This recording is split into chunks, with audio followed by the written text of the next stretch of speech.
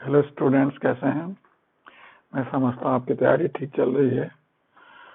मैं public administration में 2020 में जो मेंस होने वाला है उसमें सभी टॉपिक को आपके साथ इंट्रोड्यूस कर रहा हूँ, साझा कर रहा हूँ और अपने कुछ विचार शेयर करता हूँ। मैं मानता हूँ कि जो मैं आपके साथ डिस्कस करता हूँ पर्याप्त नहीं है, उस पर आपको सप्लीमेंट करने की जरूरत है। मैं केवल आपको उन सब पोर्शन से, उन सब पार्ट से, उन सब पाठ्यक्रम से अवगत करा देता हूँ जो इस बार मेंस होने वाले उसके पर्सपेक्टिव में इम्पोर्टेंट है। तो पिछले क्लास में हमने कॉम्परेटिव पब्लिक एडमिनिस्ट्रेशन डिस्कस किया था। आज हम डेवलपमेंट डायनेमिक्स यानी डेवलपमेंट एडमिनिस्ट्रेशन को डिस्कस करेंगे। पहले अगर यूपीएससी का सिलेबस देखेंगे तो पाएंगे कि कॉम्परेटिव पब्लिक एडमिनिस्ट्रेशन और डेवलपमेंट एडमिनिस्ट्रेशन एक ही टॉपिक में था, लेकिन जब 2008 में सिलेबस रिवाइज हुआ तो फिर यह बदल गया और कॉम्परेटिव पब्लिक एडमिनिस्ट्रेशन अलग हो गया और डेवलपमेंट एडमिनिस्ट्रेशन अलग हो गया। इस कारण कई कंसेप्ट ऐसे हैं जो बीच में उलझ जाते हैं, पता नहीं लगता कि कॉम्परेटिव का है या फिर डेवलपमेंट एडमिनिस्ट्रेशन का। डेवलपमेंट एडमिनिस्ट्रेशन का नाम भी बदल गया, अब डेवलपमेंट डायनेमिक्स कर दिया गया और उसमें कई नए टॉपिक को और शामिल कर दिया गया। तो इस हिसाब से ये टॉपिक काफी कॉम्प्रिहेंसिव हो गया है, काफी चैलेंजिंग हो गया है, काफी बता सकते हैं इम्पोर्टेंट है और हर साल इस टॉपिक पर क्वेश्चन आता ही आता है। जैसा कि आपको याद होगा, जब कॉम्परेटिव पब्लिक एडमिनिस्ट्रेशन में मैं पढ़ा रहा था तब मैं आपको बताया था कि कॉम्परेटिव पब्लिक एडमिनिस्ट्रेशन का 2 ऑब्जेक्टिव है, एक है थ्योरी बिल्डिंग और दूसरा है addressing problems of developing country. पहला सिद्धांत निर्माण करना और दूसरा विकासशील देशों के समस्याओं का, प्रशासनिक समस्याओं का समाधान ढूंढना। वही कहलाया विकास प्रशासन, जो आज किस रूप में जाना जाता है? डेवलपमेंट डायनेमिक्स के रूप में जाना जाता है। तो डेवलपमेंट एडमिनिस्ट्रेशन और डेवलपमेंट डायनेमिक्स ये एक ही सिक्का के 2 पहलू हैं। पहले डेवलपमेंट एडमिनिस्ट्रेशन और आज डेवलपमेंट डायनेमिक्स, और दोनों का प्रेरणा स्रोत कौन है? कॉम्परेटिव पब्लिक एडमिनिस्ट्रेशन है। शायद अगर कॉम्परेटिव पब्लिक एडमिनिस्ट्रेशन नहीं आता तो शायद हम लोग डेवलपमेंट एडमिनिस्ट्रेशन के इस रूप को या डेवलपमेंट डायनेमिक्स को जो आज हम पढ़ रहे हैं इस रूप में नहीं पढ़ पाते। लगभग आपको याद होगा 1950 में या कहें द्वितीय विश्व युद्ध के बाद वेलफेयर एडमिनिस्ट्रेशन, वेलफेयर सोसाइटी का नोशन विश्वव्यापी स्तर पर अपनाया गया और डेवलपमेंट एडमिनिस्ट्रेशन भी अपने स्तर पर आरंभ हो गया। जैसा कि हमने आपको बताया कि 1952 में भारत का पहला विकास कार्यक्रम, जिसको सामुदायिक विकास कार्यक्रम कहते हैं, यह भारत का विकास प्रशासन का शुरुआत कर सकते हैं। या उससे पहले 1952 में जो योजना आयोग की स्थापना हुई और पंचवर्षीय योजना का आगाज हुआ, उसे विकास प्रशासन का शुरुआत कहा जा सकता है।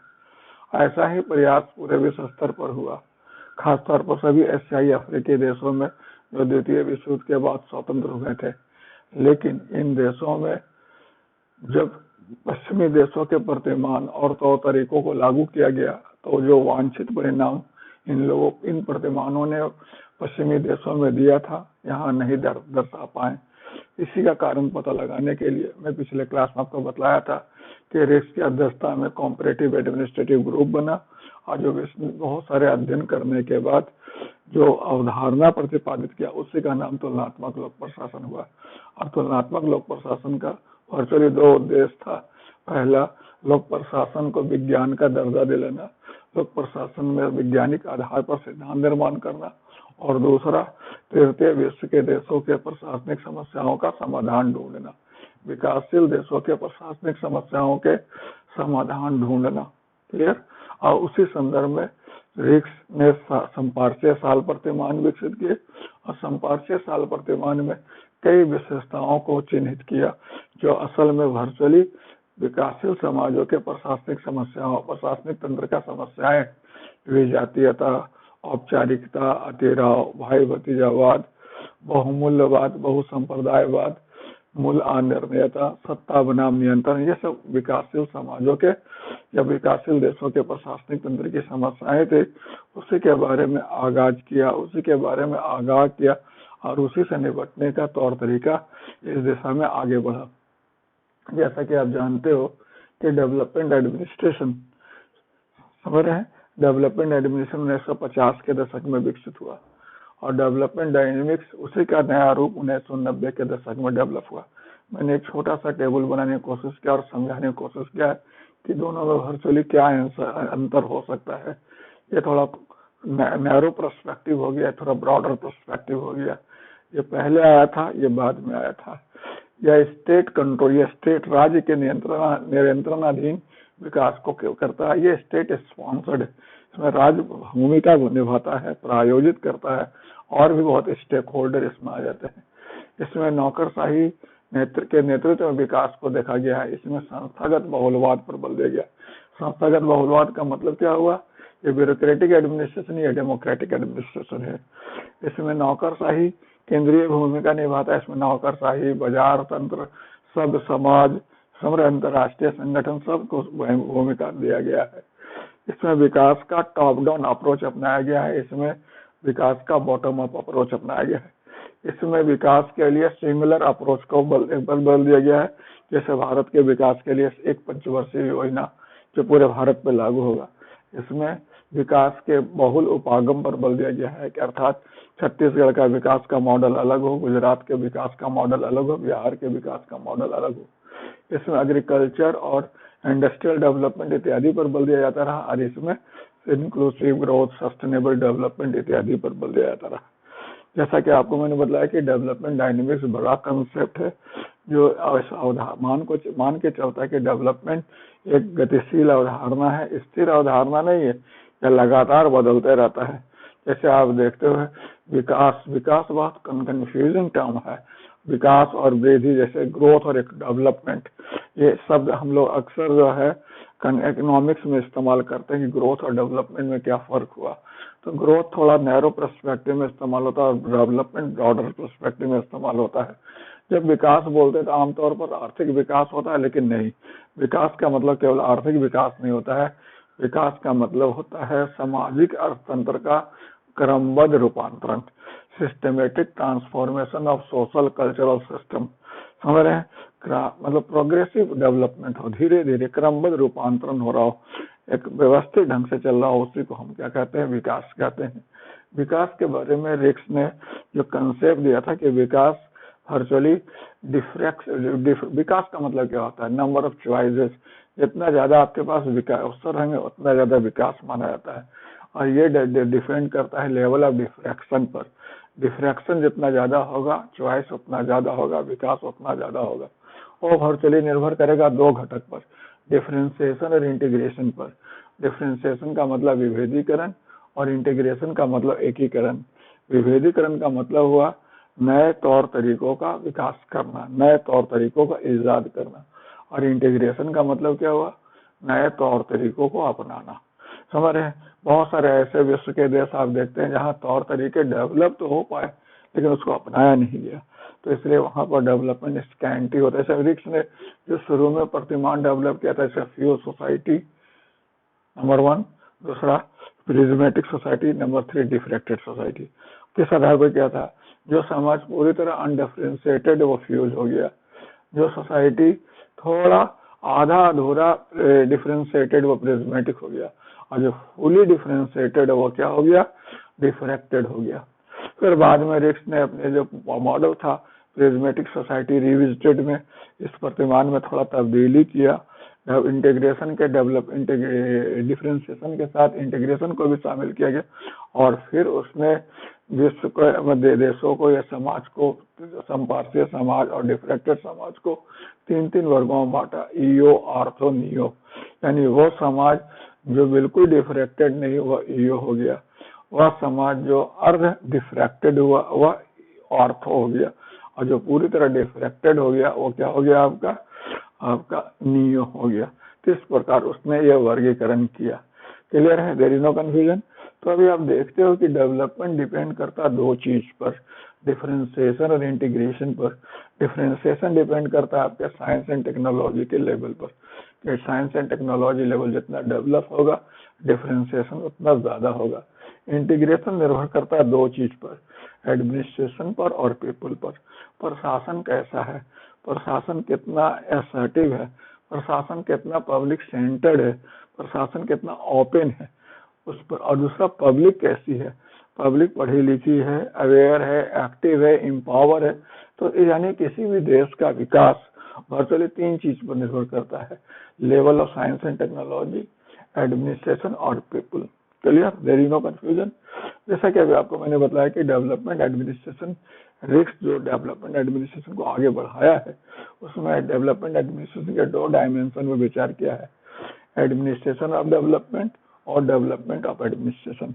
एक को कहते हैं विकास का प्रशासन, एक को कहते हैं प्रशासन का विकास। जैसे उसने अंडा चूजा का व्याख्या किया, समझ रहे हैं। तो विकास का प्रशासन यानी विकास का प्रशासन का मतलब कृषि का विकास हो, औद्योगिक विकास हो, उन सब का प्रशासन। और प्रशासन का विकास का मतलब प्रशासन के संरचना, प्रक्रिया, व्यवहार इत्यादि का विकास। क्लियर। तो आज देखते हो कि दोनों में परिवर्तन हुआ और विकास के प्रशासन, विकास का स्वरूप भी बदल गया। पहले हम एग्रीकल्चरल डेवलपमेंट, इंडस्ट्रियल डेवलपमेंट पर फोकस करते थे, आज हम लोग inclusive growth, sustainable development, social justice, ये सबको फोकस कर रहे हैं, समझ रहे हैं। और इधर जो है डेवलपमेंट ऑफ एडमिनिस्ट्रेशन, प्रशासनिक विकास में भी ब्यूरोक्रेसी के अलावा हमने और भी कई घटक को शामिल किया है, जिसमें बाजार तंत्र हो गया, सेल्फ हेल्प ग्रुप हो गया, और इसमें एक और पक्ष पर विचार किया है जिसको हम लोग एंटी डेवलपमेंट थीसिस कहते हैं। एंटी डेवलपमेंट थीसिस का मतलब है विकास विरोधी अवधारणा। अभी आप देखो भारत में मोदी सरकार ने किसानों के हित के में 3 विधेयक लाए, जिसका बड़े पैमाने पर विरोध हो रहा है। आज तो जो 8 दिसंबर है, आज किसानों ने भारत बंद में क्या घोषणा कर रखी। तो जो किसान आंदोलन करे उसको क्या नाम दिया जा सकता है, ये विकास विरोधी अवधारणा है। ये विकास के वस्तुतः विरोधी नहीं है, बल्कि ये विकास में कुछ कमी देख रहे हैं, ये विकास में अपना हित थोड़ा सा दुष्प्रभावित होते देख रहे हैं और अपना जगह सही पाना चाहते हैं, इसलिए विकास का विरोध करते हैं। नक्सलवाद ले लो, चाहे नारीवादी आंदोलन ले लो, चाहे अलगाववादी आंदोलन ले लो, ये सब जितने भी आज के तारीख में चल रहे हैं, ये सब के सब विकास विरोधी अवधारणा के विभिन्न रूप हैं, जो विकास प्रक्रम से, मौजूदा विकास प्रक्रम से असंतुष्ट हैं और अपने हक के लिए लड़ रहे हैं। इन्हें लगता है कि जो मौजूदा विकास हुआ उनके साथ न्याय नहीं हुआ है, इसलिए वे अपने हक के लिए लड़ाई लड़ रहे हैं। तो इस संदर्भ में इंक्लूसिव ग्रोथ, सस्टेनेबल डेवलपमेंट और भी नए नए कंसेप्ट जो भी आ रहे हैं वो उसको एड्रेस कर रहा है। क्लियर है, this is the basic point. तो डेवलपमेंट डायनेमिक्स बड़ा कंसेप्ट हो गया, इसमें हम लोग बहुत सारे नए नए टॉपिक देखते हैं, जैसे महिला विकास, महिला और विकास, महिलाओं का विकास को खास तौर पर केंद्र बिंदु पर रखा गया और यूपीएससी में क्वेश्चन भी आया है। जैसा आप देखो महिला का विकास जो है, विकास में महिलाओं का क्या जगह है, कितने मुद्दे को एड्रेस किया था, उससे जोड़कर एक दफा क्वेश्चन पूछा गया है, समझ रहे।